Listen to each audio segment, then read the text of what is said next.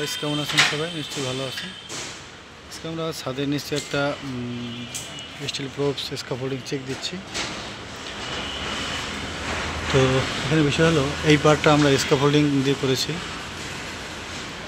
এবং এই স্ক্যাফোল্ডিংয়ের ছাদগুলো খুবই সুন্দর হয় এবং অনেকটা রিস্ক থেকে দূরে থাকা যায়। কেননা এখানে যদিও 6 ফিট দূরে দূরে এক একটাই, কিন্তু ভালো, মানে এখানে নড়াচড়া বা টাইট লুজ দেওয়ার ঝামেলা থাকে না। আর এই পার্টটা হলো যে আমরা স্টিল প্রোপ দিয়ে করেছি। স্টিল প্রোপ দিয়ে করলেও এই স্টিল প্রোপের ব্রেসিংগুলা পাইপ দিয়ে দেওয়া হয়েছে, যার কারণে এগুলো খুবই স্ট্রং, কোথাও নড়াচড়া করে না।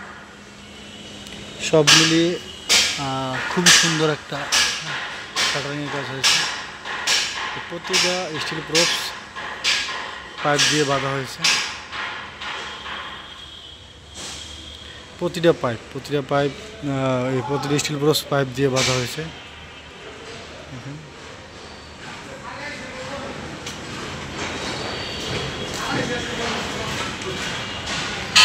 প্রতিটা স্টিল প্রোপস বাঁধা হয়েছে। এখানে ইউজ করা হয়েছে স্টিল প্রোপস।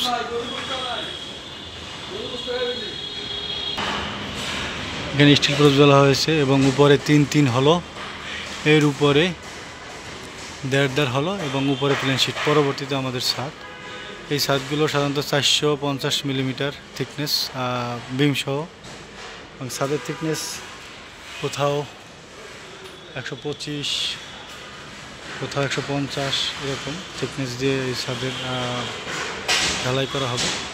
ঢালাইয়ের কাজের জন্য মোটামুটি প্রস্তুত হয়ে গেছে, এখন শুধু চেক বাকি। চেক করার পরেই আমাদের এই কাজ ঢালাই করা হবে। এবং এখানে বিষয় হলো, আউটসাইডটা পুরাই নেট দিয়ে ঘেরা, আমরা দেখতে পাচ্ছি।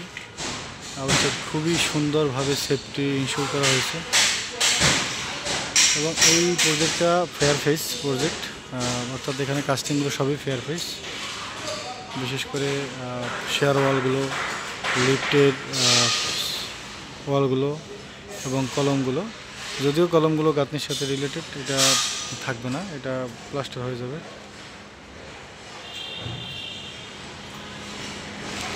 যাই হোক, আমাদের শাটারিংয়ের কাজগুলো খুবই সুন্দর হয়েছে এবং কেমন হলো আপনাদের মতামত জানাবেন। সাথে থাকার জন্য আপনাদের অসংখ্য ধন্যবাদ। ভালো থাকবেন সবাই।